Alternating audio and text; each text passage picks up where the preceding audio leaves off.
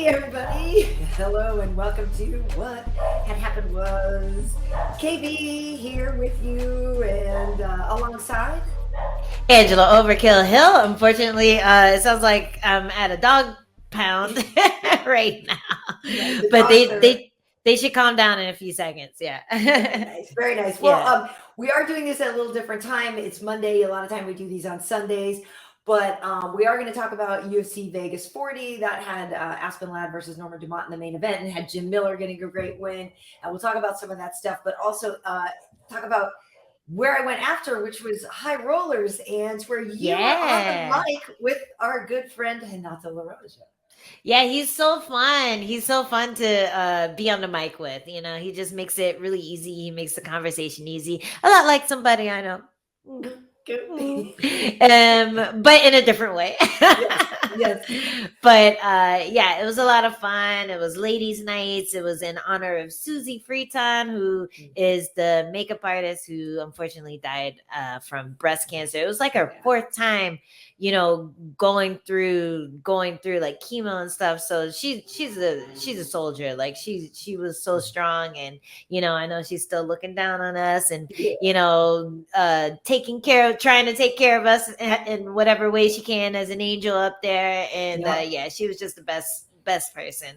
So it was dedicated to her. Jessica I actually put the event together, so that was really cool. Very cool. And we got to see a bunch of you know, a bunch of super fights, a bunch of women going at it, grappling and tackling each other. We got to see Jessica I versus Jillian Savage. Yeah. I'm like, I hate when I follow people because then I forget their real name. I called her Jillian Anderson the other day, and I'm like, I'm pretty sure that's the girl on X-Files. But yeah. That's so good. Yeah. You're like, hey, yeah.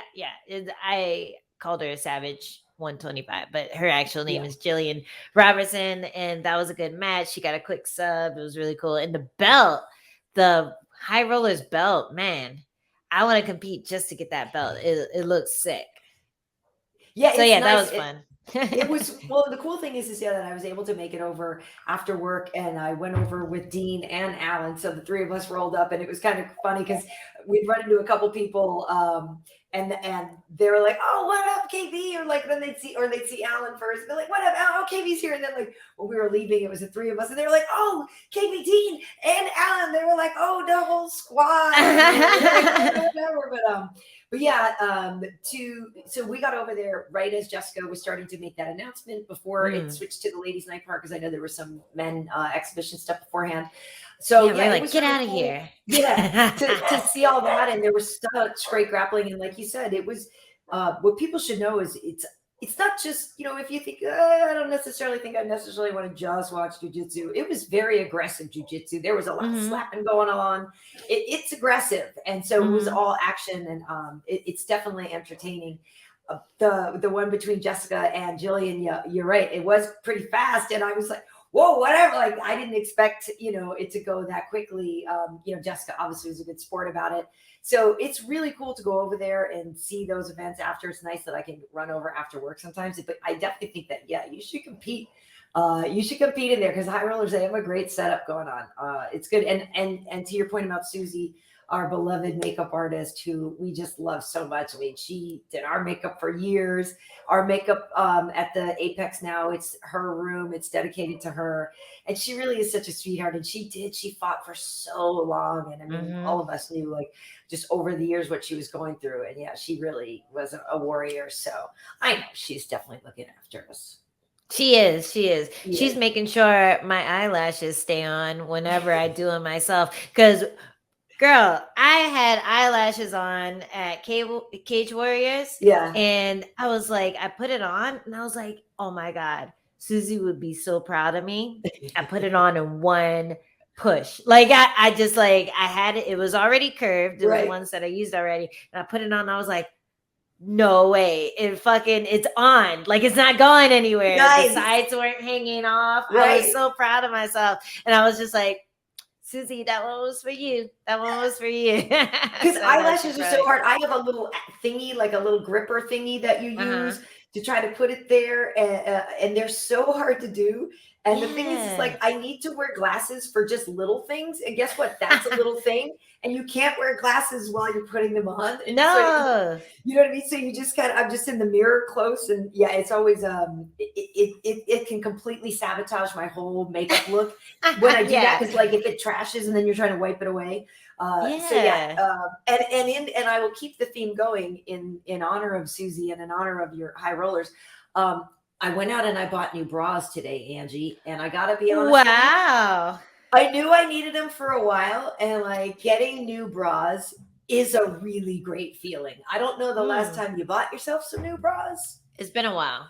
But for those of you out there listening and watching who wear bras, go treat yourself to some new ones. You feel fantastic. You just like, dude, let me just tell you, the girls look good.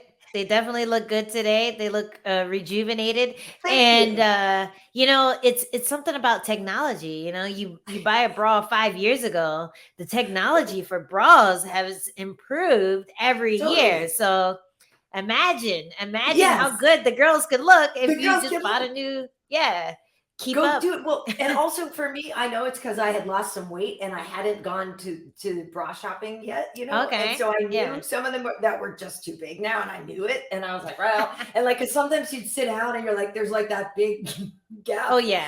I mean, dude, you're talking to someone who cuts weight. So I definitely know what the extra space in the bra looks like. Like you look down, you're like, oh man, really? You know what I mean? It's just, it's so sad. All that empty space. I know. So you're like excited that you lose some weight or whatever I was, you know, but you're like, can I choose where it comes from, please? I know. Wouldn't that be nice? It'd be so nice. It'd be so nice, dude. I get so sad every time I start like getting ripped and I'm like putting on my nice bra because I wore sports bras all week. And I'm like, oh, no matter how much I adjust, there's always that extra space. I could probably put my phone there if I wanted to, you know, but other than that, it's useless extra space. I wish I still had that titty meat that used to be there.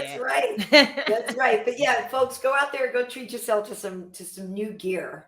Cool. No, they look great. They look great. You did good. You did good. You want to drop a bra company or whatever? Maybe get a sponsor. I know, right? What are you wearing?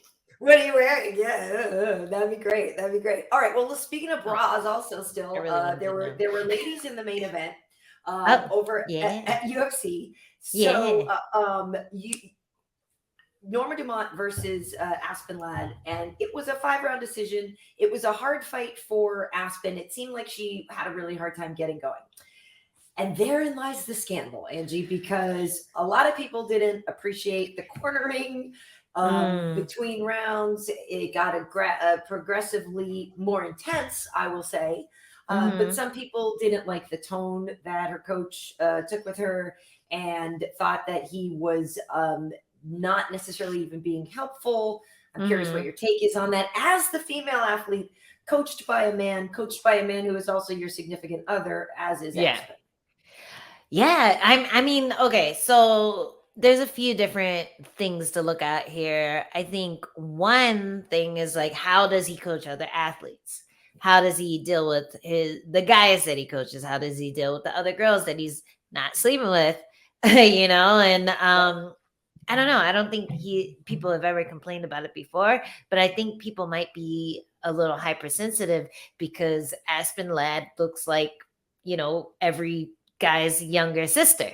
So people might be a little hypersensitive about that because, you know, she has this like innocent little cherub face and she's getting yelled at and she looks like, you know, you just took her toy away and she's just looks really sad in the corner and she's getting yelled at, but she's a fucking beast. So yeah, I understand the coach's frustration. Have you ever played like a fighting game and the control, this is old school, I'm showing my age, but the controller, like one of the buttons don't work and you're like hit and punch and it's not punch. Like that's how frustrating it is to be a coach in the corner, head coach, and know my fighter can knock this girl out. My fighter can at least throw the combination that I'm asking her to throw, and she's not doing it.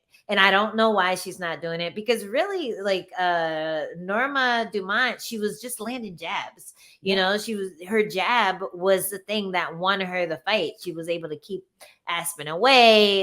She was able to turn off the cage, and she was able to just jab and score the entire fight. It was a very dull fight, but technically it was, impressive because she was able to win the fight with a jab. So he's probably calling for all the counters to the jab, like there's millions. And Aspen Ladd is a really good boxer. We've seen her do great work on the feet. So, she had skills that she wasn't showing that night. And as her head coach, he was probably livid that she wasn't listening to him. So whatever mental block was happening with Aspen, you can tell it was definitely a mental block and not like something that she couldn't do physically because of the way that her coach was reacting. So I understand. And for me, if I'm out there and I'm just not performing, every now and then I'll get that talk. Like if I'm out there and I'm waiting, I'm looking, I'm not really going yet, I'm just kind of blocking or bullshitting or moving around and not actually doing any work, I'm gonna get yelled at. What the fuck are you doing out there? Get in there and get in a fight. Like you're in a fight. You're not going to win this fight by hanging out on the outside. You're not going to win this fight by not getting hit. You're going to win the fight by getting into the thick of it and going forward and throwing punches and taking risk. And that's the hard part for a lot of people, is getting in there and getting to those positions where it's risky, where you get taken down, where you can get hit, where you can get cut. That's like the hardest part, is getting into that range. And the fact that Aspen wasn't doing that is what lost her the fight. So I think it was just frustration. And I think people were more sensitive to it because maybe they're dating, or because Aspen looks like a little cherub, little cute little girl. You want to squeeze her cheeks. But yeah, it's sorry. It's funny that a lot of people had this reaction to something that you see a lot in the corner in MMA and boxing and in martial arts. Yeah, I think it is funny because she does look like Abby from The Last of Us, right? And so a lot of people was hard though. Yeah, Abby was hard.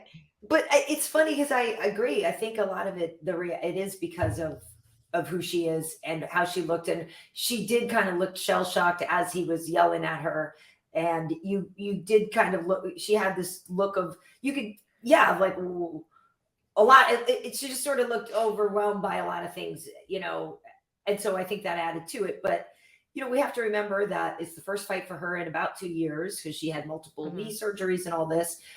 Then when she gets the fight, it's 2 weeks after she, I know she missed weight, but she was already, training to make the 35. So yes, she didn't have to cut weight for this, but it is her first fight at a different weight class. And yes, it's probably the weight at the very least that she trains in. And so I did expect a better performance from her, because I figured she's actually very used to fighting at this weight, maybe just not in the UFC, but 100% she fights at this weight all the time. Right. So I thought I would see more from her, but the factor about when Thiago Santos, when he came back from his knee after John Jones and the knee surgeries, he admits that, it took him a lot to feel confident. And while he did have his moments in the fights against Glover and Rakic, that they weren't the best performances, because you still, even though you're there and you're back and the doctor said you're there and you're 100%, maybe it takes a lot for you to really believe in yourself again in a fight.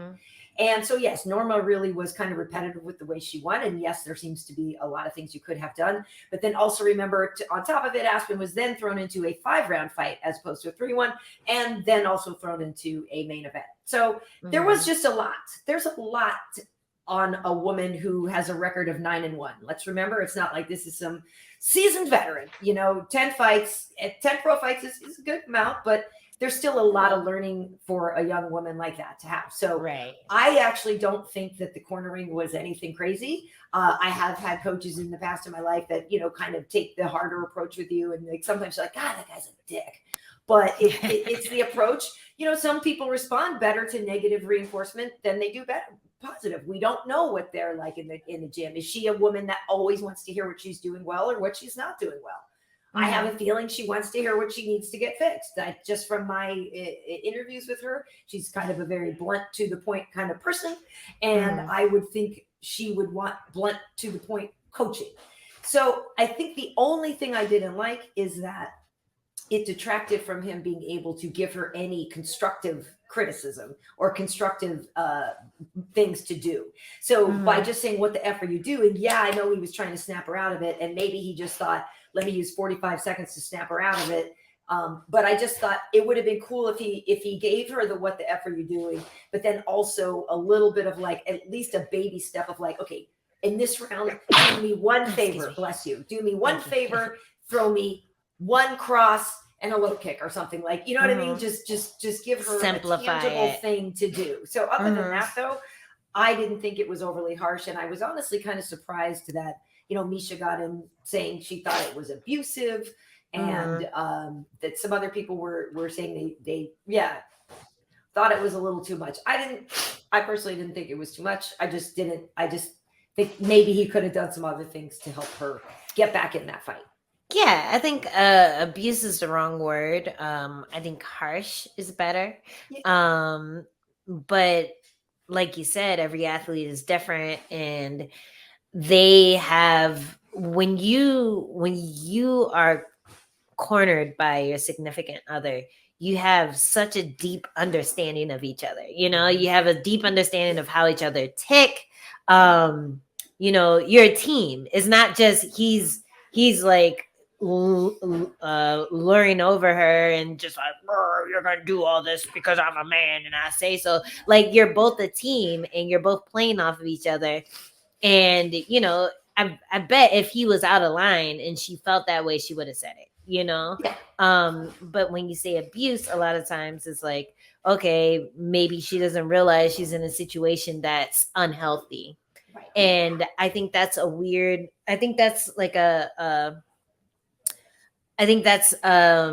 maybe not a good thing to say about the coach and athlete relationship, because you do have so many abusive relationships in sport, like with the gymnastics thing, with the doctor that took advantage of the girls there. You have so much abuse in sport. When you start throwing that term around, I don't like it. You know what I mean? Like, to be talked to harshly and to be trying to shake your athlete out of this trance that they're in, where they're just like, what do I do?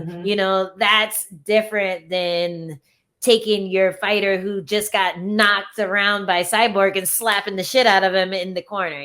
Like that happened in Lion Fight, and that coach got a lot of shit, rightfully so, because you're giving this fighter more trauma than they're feeling when they go out there and fight.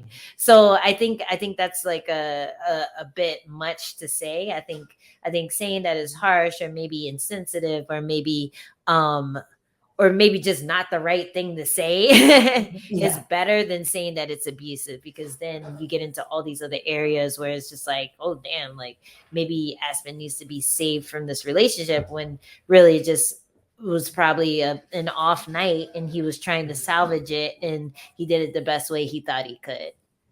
Yeah, I do agree. You have to be careful with that word, but maybe it's something that Misha felt like she recognized in a pattern of her own with a past coach or something like that. You just never know. I don't know how. I mean, I do know some things about her relationship with Bryant or whatever, and that's whatever. And so maybe Misha was trying to be helpful and look out, and because you do see that as women. Like, I've seen people that I'm like, I really think should I say something to her, because I know something might be going on, and is it my place? And right, you'd rather have said something than not say something and then find out something tragic happens, right? But again, I agree that I think this might be a little bit hyperbolic in relation to this fight, because also the other reason I say that is because when Aspen was fighting Yana, he basically did the same thing between round 2 and 3, and Aspen went out like a bat out of hell, smashed her, and won the fight. So it worked. you know, and so that's what I also was thinking the whole time watching it, was that he was trying to get that same reaction that worked before. Exactly. And fighting is patterns. So when you get ready for a fight week, you do the same thing. You eat the same food. You pack the same I don't know, distractions, like the same video games or whatever, because fighting is a pattern. There's a lot of superstition involved as well.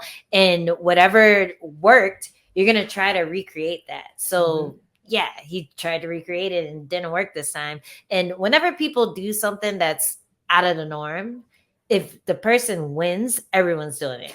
If the person loses, they're like, why would you do that? That was so dumb. Why would anyone do that? So yeah, I think there's definitely a lot of scrutiny just because she didn't win, Right. like, so that also sucks. Let me close this door because I can hear. Yeah. Did Butcher come in?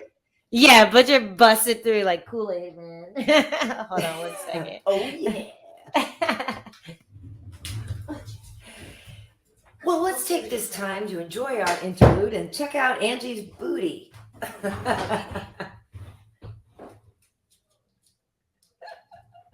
Okay, I'm back. Okay, you're back. Yeah. You didn't hear what I said, did you? Kool-Aid Man? No, I know, but you didn't hear what I said, did you? After? Oh, no, I just heard the oh, yeah. Oh, okay. Oh, what else did you say? What did you say? You'll see later. Oh, no. Anyway. Oh, man. Hey, you were, speaking of fight weeks and rituals, so Jim Miller walked out for his 38th UFC fight on Saturday. It was his 50th fight overall. So that means, and this is insane, that in 2 more fights, he will have spent an entire year of his life in fight week, which is mind-blowing to think about. Think about the whole year of your life in fight camp. Anyway, so yeah, Jim came out. He got the win over Eric Gonzalez, knocked him out in the beginning of the 2nd round. And it was just so wild because he's a grappler. It's like he hasn't had a knockout in a long time since Gomi at UFC 200, I guess it was. And so that was in 2011, 2012 or something. So, all right. Yeah, actually, no, after 2012, whatever. Anyway, but yeah, a while, 2015 maybe. Should I look it up? It's going to drive you crazy. Anyway, but for Jim, it's just so cool. Like, he's such a likable guy. And, for him to be able to come out, still be doing what he's doing, he is a grappler usually. And to get this knockout is kind of cool. So I wanted to ask you sort of your take on 2016. 2016. Okay, 2016. There we go. But yes, Jim said he wants to be the only guy to have fought at UFC 100, 200, and 300. And so UFC 300 would be in July of 2024, they said. And so he could do it. I mean, if you just, it's not like he has to fight 5 times a year, but he could still do it. He's 38 years old. And Arlovsky's 42. Dude, they need to just sign that contract now. Just be like, hey, you'll fight some random person, I don't know, maybe Cowboy, UFC 300, book it, like that. There's no reason not to book that. Somebody who's been a company man for that long. That's like your, what do you call it when you retire and then they give you the gold watch and everything? Yeah, the golden parachute. That's like your yeah. That's like a great going out present. Hell yeah. They should definitely do that. And it probably won't be his last fight, but they should at least give him that in anticipation of his retirement. But man, like that. I love when stuff like that happens because it's so inspirational. In a lot of fighters, they can get down on themselves when they get a loss or 2 losses or fucking 10 losses. Jesus Christ, 10 losses. Like it's really hard to get that motivation sometimes, and to see someone like that who has just been doing MMA all their life, doing it for so long, being a killer for so long. And still and still able to doghouse and still able to hang with the young guys. Dude, that's so inspirational, and it's so cool to see. And I loved his post-fight speech too, where where he was talking, where he was basically telling the guy that he just knocked out that, hey, don't allow all these outside negative things to affect you. Just keep grinding, just keep your nose down, and just keep working on your craft, and look forward to the next fight week. Let the frustration from this fight week roll over into the next one, and as long as you're happy and doing what you love, you're gonna be fine. And that's like such a great message, because you can get so caught up in what people on the internet are saying, people in the media are saying, even what like the matchmakers are saying, what your manager is saying. You can get so caught up in the negative things that you pick up on, and you'll totally ignore the positive. Like if my manager says, oh, well, blah, blah, blah, blah, blah, blah, it was a great fight, it's such an asset to the company, this, and that. And it'll say, but you lost your last fight. I'll be like, fuck you, you're fired. Even though I did lose. He's not lying, but it's such human nature to stick on the negative points and not the positive. So I really love that message that he's saying, and he's a testament to that. Just staying positive, working on yourself and improving. The grappler can get a knockout. I was just telling Jessica the other day, because she is a grappler, but I'm like, Jessica Penne, for those Jessica who don't Penne. know. Jessica Penne. That's the only Jessica I fucks with,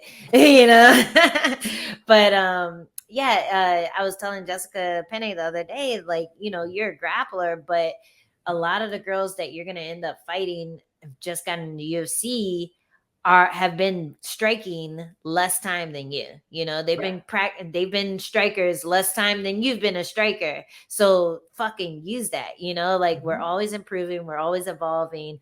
Have confidence in the fact that you've been working on this for years. You are a veteran. You know what you're doing. You don't have to exert the same amount of energy because your technique's so good. And that's really the whole pursuit of being a martial artist, is taking the path of least resistance, being able to have that perfect fight IQ, and just being ready for any situation that comes at you. So I really love that. I really love that he got that knockout. I love this post-fight speech. I love everything about him. Good job, Jim Miller. Good job, Jim Miller. Yeah, it's so true, because he was even saying, he's learned how to train smarter and all this, because he had gotten Lyme disease. And, he at one point had to consider giving up because he didn't know what happened to his body. Like, he just was run down and he couldn't recover and blah, blah, blah. Yeah. And then he found out that he had Lyme disease. And so it really, I guess, messed with his cardio. And that was the one thing that he always was known for. So that was frustrating to have that take a long time to come back. But yeah, it was really cool. And you're right. It's like he's seen and done it all. And so it does get to the point where, you get to the point where you're in the matrix, right? Everybody else is in slow motion because right. You know exactly what to throw, exactly when. And he just had he saw that kick come up. He was like, yep. It's so great. Cool. It's so cool. Yeah, we were all really excited for him. And I thought it was just neat. Like, it's got to be fun. And I'm sure this has to have happened to you, where I'm trying to think if I have an equivalent. I don't know if I have an equivalent in the TV business of doing something that not that you didn't know you could do, but that you hadn't done in a while, right? Or that you even surprised yourself, because he was pretty freaking psyched that he pulled off this knockout. Dope. And so I'm no. just trying to think of like if I've ever had a moment where I don't know. I don't know that there's an equivalent, because I'm always expecting the best for myself on the air. So But like if you pulled off a kick, or you know what I mean? Like I just specifically remember when Mark Hunt, when Junior Dos Santos knocked out Mark Hunt, and he did it with a head kick. And I remember asking him after, like, what? And he's like, yeah, I've never done that before. He's like, that was really cool. I just decided to throw it and it worked. Like, and it was so cool. So there has to be something that you did one time inside your monologue was like, what? Yeah, I mean, like anytime I get a takedown, I'm like, how'd I do that? How'd you fall for that? I'm not a fucking wrestler, dummy. How'd you get taken down by that? Yeah, anytime I do a takedown, I'm really proud of myself. Anytime I start setting up a submission, and I get a bunch of submissions in the gym. Yeah. So I feel like when that happens on the big stage, I'm gonna have that kind of reaction, like, oh my God, it finally happened. Oh my God, but yeah, that's like one of the things I'm working towards. And I get a bunch of submissions. I've been getting more lately. Just in the gym, just grappling more, getting a little better at my technique and shoring everything up. So yeah, I'm really excited for that to happen, getting my first submission in my career, but also in in my UFC career. So that's definitely going to be like a big one. I'm just be like, well, that's how when we were over on Fight Island, that Jermaine Durandamy got her first submission. Exactly. And so I remember after backstage, we were like, what the fuck? We were freaking out. She's such a cool girl. And I really like her. She's a G. I like her so much. Yeah. And backstage we were tripping. I was like, baby girl, what did you just do? We were like, what? Because like the other thing was the submission that she hit her with is the one that Juliana Pena's teammate does all the time. Cody McKenzie. It was like the McKenzie team. So we're just like, what? She did her team shit on her. That's insane. Yeah, it was really, really cool to watch. And that probably planted the seed because I wasn't working that hard on my submission skills at that moment. Like it was about a year ago this time. So yeah, after I got home, I was like, hey, let's work on some subs. That'd be cool. Well, I hope I'm calling your fight that when that happens, I hope I'm working so that I can be like, remember how you said?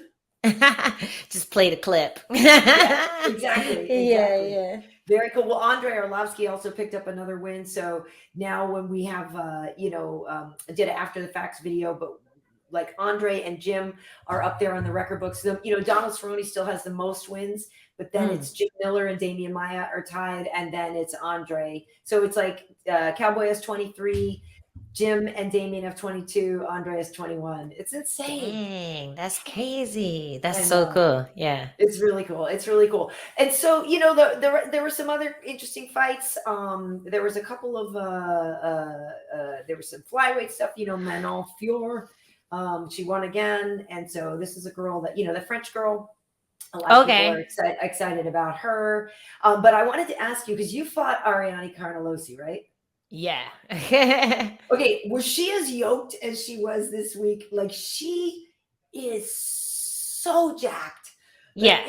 It's insane. Like it's a shame. I forgot that you had fought her because I'm looking at her and I'm like, this woman's a beast. And then I was like, oh my God, my baby was in there with her. I was like, then I was trying to it was fine. Yeah, it's all good. No, it's a shame that she doesn't do those big like lift takedowns that Andrade does because she has all this upper body. But the one thing that you notice when she fights, she looks super stiff. Like she looks like the Blonde Brunson like meme. Only that's her fight stance. She like fights like this. Yeah, she's super yoked. And it's funny because I don't know if I said this last week, but I'll say it again because I'm getting old. It's funny because I remember weighing in and I already knew she was like just jacked, looked like she was on every roid in the world. I was just like, it's fine. I've fought. I'm sure I've fought people on steroids before. It's fine.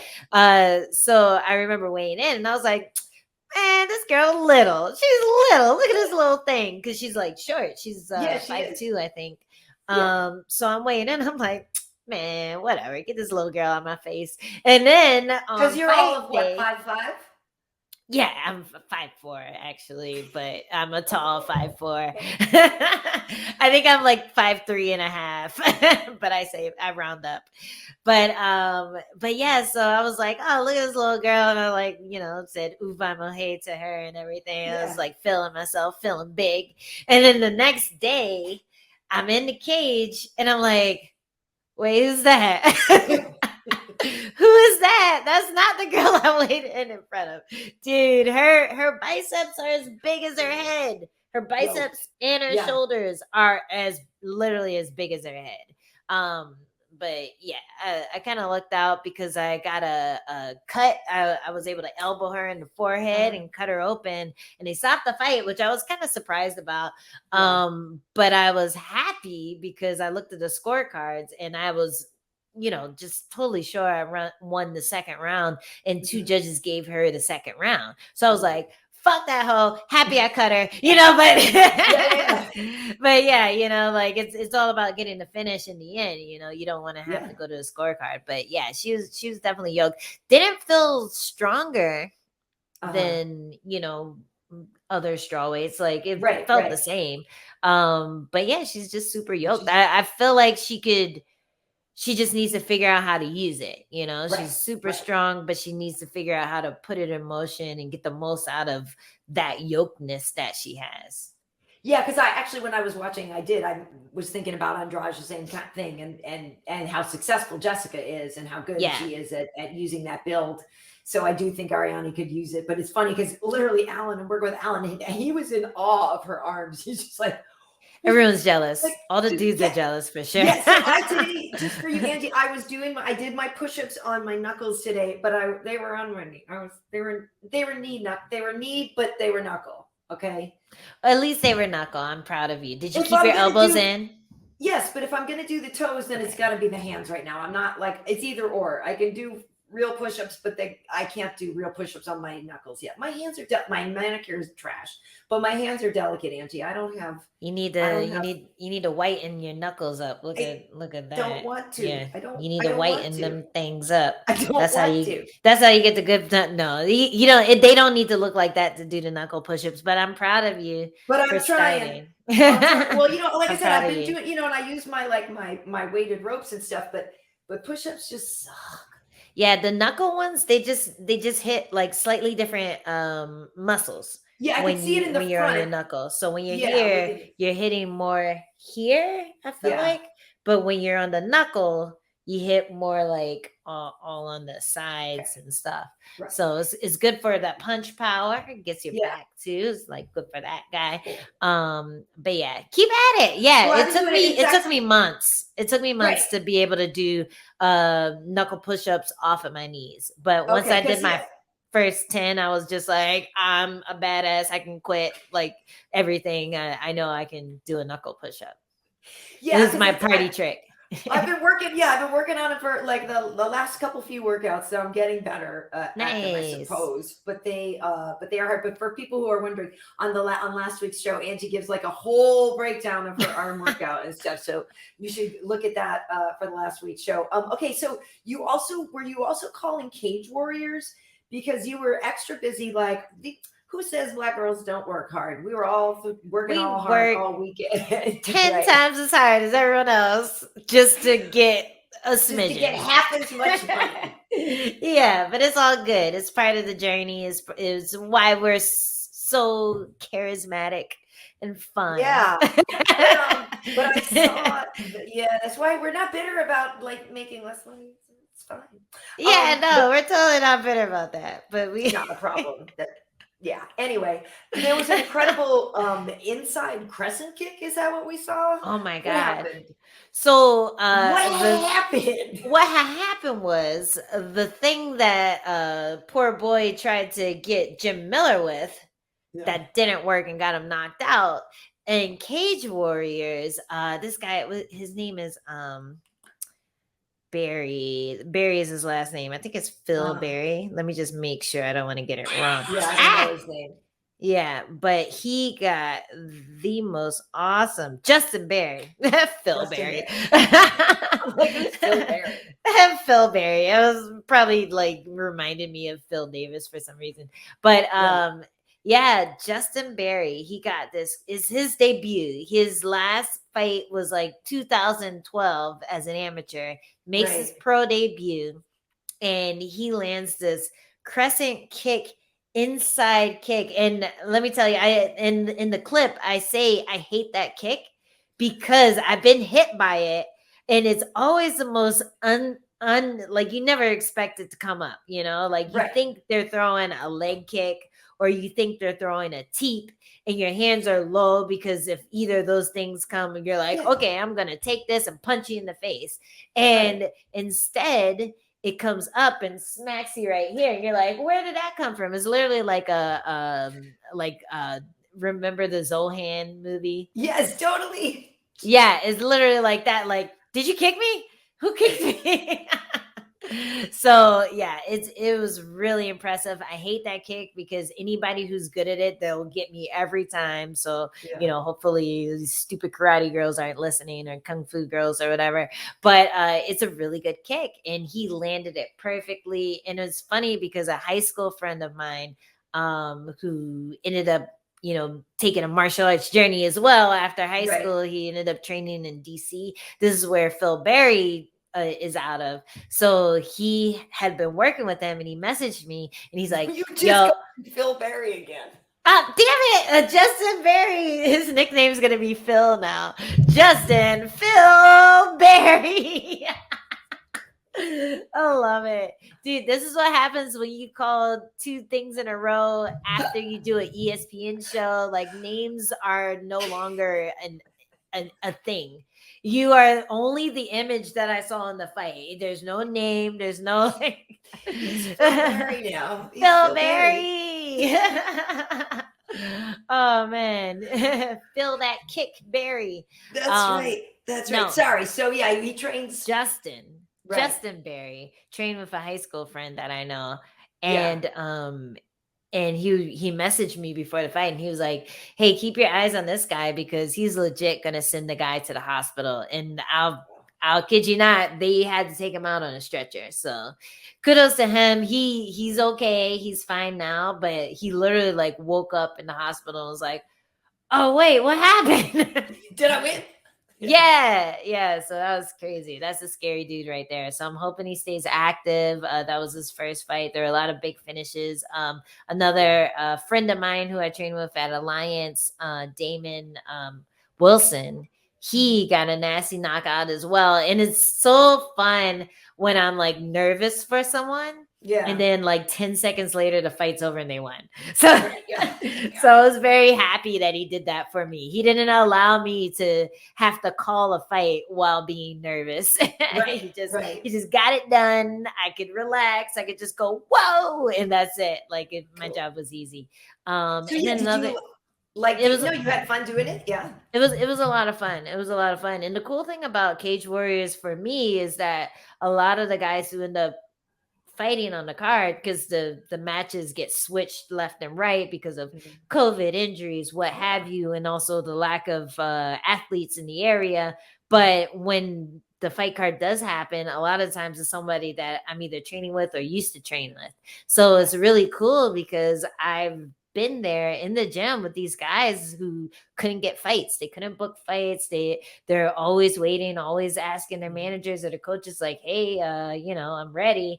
And finally Cage Warriors comes along and these guys get to actually perform. So it's really cool to see, and I'm happy that they're doing it. And it's fun to see the local boys like finally get to have a crack at a big stage. And yeah, it's awesome. So everything about Cage Warriors being in San Diego is cool to me. Yeah, so it was a lot of fun. Cool. Yeah, I'll have to come down and go to one sometime. Like if I'm not working, you know what I mean? Go down and then stay. That'd be cool. And it's on Sunday, so you could like do a all-nighter or whatever. Or not an all-nighter, but do what I did. Just burn yourself out and go to both. Go to UFC and then go to Cage Warriors right after. Yeah. Well, I was going to say, because after, if I'm down there, I need to train with you, because while you were calling the high rollers, I was sitting there with your husband, and it'd be fun to come down and train with you and Adam. I think that would actually be really, really fun. So I know we mentioned it before, but come through. Yeah. Coach Adam will whip you into shape. And I'm happy that you kept him company too. I was happy about that. Thanks for that. It's funny though, because he said something. He goes, it's like, oh, so how long you been living here in Vegas? I'm like, I don't live in Vegas. He's like, what? I live in LA, remember? And so he said all this time, for folks that don't know, when you guys came to do Tough Talk, when you and Rose were on the Ultimate Fighter, and we had like the first Tough Talk or the reunion thing or whatever, and you guys were in town, and so you and Adam and Pat and Rose came over, and we were all hanging out, and so I'm explaining to Adam, I'm like, yeah, no, bro, that was LA, like that's my house in LA, and you forgot that was LA. Yeah, no, that's where I like. Yeah, I used to live there, and it's like that was LA though, bro. But I've never lived in Vegas. I still live in LA.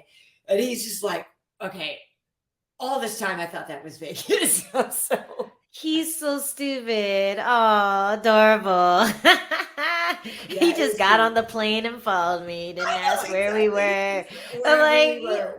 oh my God, that's really funny. Yeah, I can't wait it to give was him funny. shit for that. Yeah, That's yeah, yeah. It awesome. was funny. But I'm glad, yeah. So yeah, it was good to see him and catch We up and drove stuff. down the fucking 101 or something. No, we were driving down a highway with water on one side.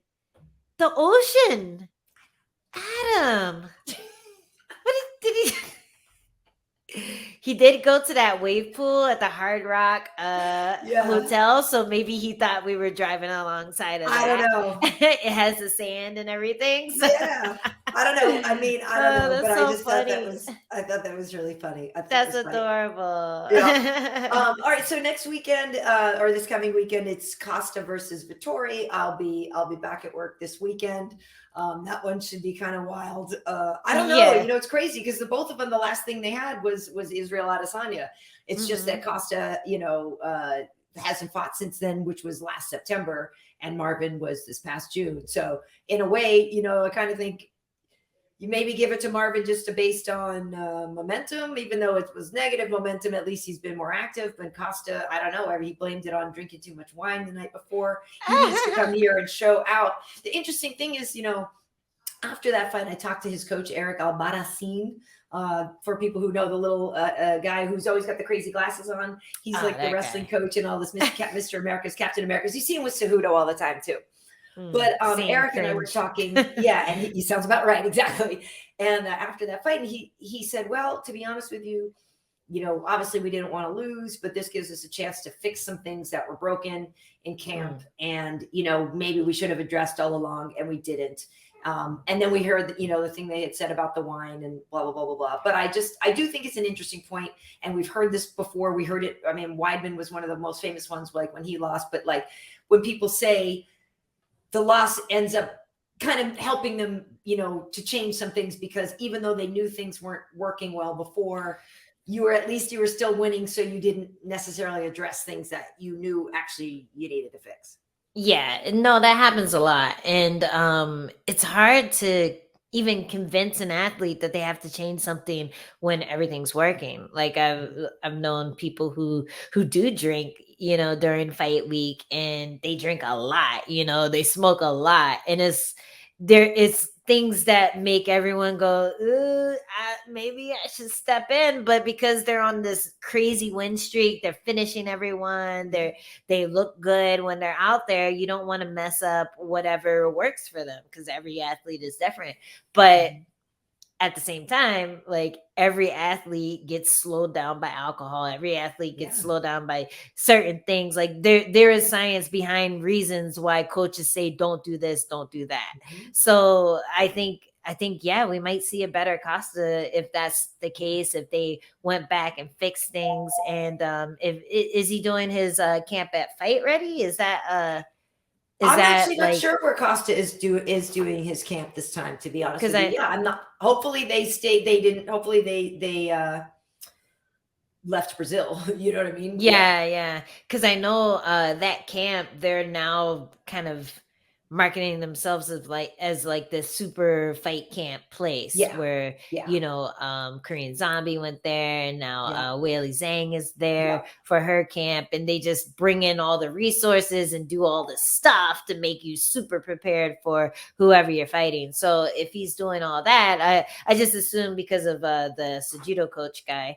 But if he's doing all that, then he's making steps to being at least more confident when he goes in there. So I think it should be a good fight. Like I really enjoy watching Costa fight more than Vittori. So I kind of hope that he gets the win, but at the same time, they're both kind of like big douchey apes. So I like Marvin. He's a good. He's my. I like. If I'm picking big douchey apes, I pick Marvin as my favorite. Well, I think he's more of a lovable ape than Costa is. I think Costa is a little full of himself, and the worst thing that could have happened to him is getting humped after his fight because he has this ego. Just look at his shirt collection and you can see that this man thinks highly of himself. And Vettori is just kind of just a little like, goofy. He's a great fighter, but just a little goofy. But he's a good fighter. I think he's more lovable than Costa, but I enjoy Costa's style of fighting better because he's, an explosive striker, and Vettori is more of I'm a strike so I can sit you down and then just beat on you like that. So I think outside of fighting, I would like Vettori more, but inside of fighting, I just, like watching Costa more. Fair enough. Well, I'll be working. I'm looking forward to it, though. It'll be good. I think I got Anthony Smith back with me. I think it's Anthony and Chiesa or something. So it should be entertaining. But until then, you can find me over on Instagram at KB Heat. On Twitter and YouTube, it's Karyn Bryant, Karyn. Bryant as in Kobe. No relation, but may he rest in peace. Angie, where can folks find you? You can find me at Angie Overkill on Instagram and Twitter. And you can find me at Overkill Hill on TikTok. And I just got a website at angieoverkill.com. I don't know what I'm putting on it yet. Right. But I saw that you asked everybody what they wanted to see, right? Yeah, I asked everyone what they wanted to see. And I was happy about the lack of OnlyFans requests.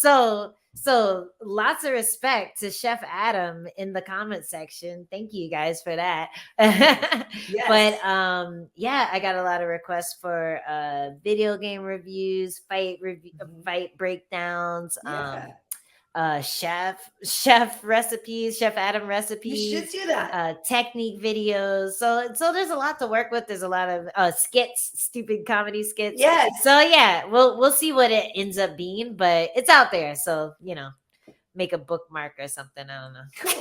Very cool. Well, and it's funny. I know what you're saying. We were talking about OnlyFans. I was talking about that with Hanato the other day, and I'm never going to do it. And it was nice to see somebody in the comments. They're like, KB's never doing OnlyFans. She's like, it's never going to happen, guys. Like, she's not that kind of girl. And I was like, I'm glad you guys realize that, You guys know me. Yeah. You guys know me. I think if you look at my posts, you can tell, like, I probably wouldn't do it either. Right. Not that there's anything wrong with it, but not. There's nothing wrong with it. All my friends do it. And please go to their pages and subscribe because you will be impressed. You will. You will be happy. You'll get your money's worth for sure. Nice.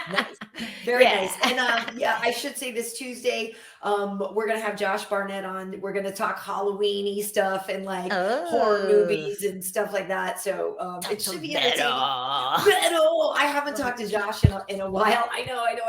For folks who remember, he and Hanato did that Brokeback Mountain skit, which was so funny. No, I've never seen it. You've never seen Brokeback Mountain? You have look up Hanato and Josh doing Brokeback Mountain. It's hilarious. That sounds great. It's really, really good. But awesome. Well, cool. Yeah, folks, go bookmark her website. And this can also be found on Spotify, Apple Podcasts, and iHeartRadio. And it's over on Angie's IGTV. So it's what it was. Tell your friends. Thanks for watching. Go get yourself a new bra. Yeah. Get these girls up there. Bye.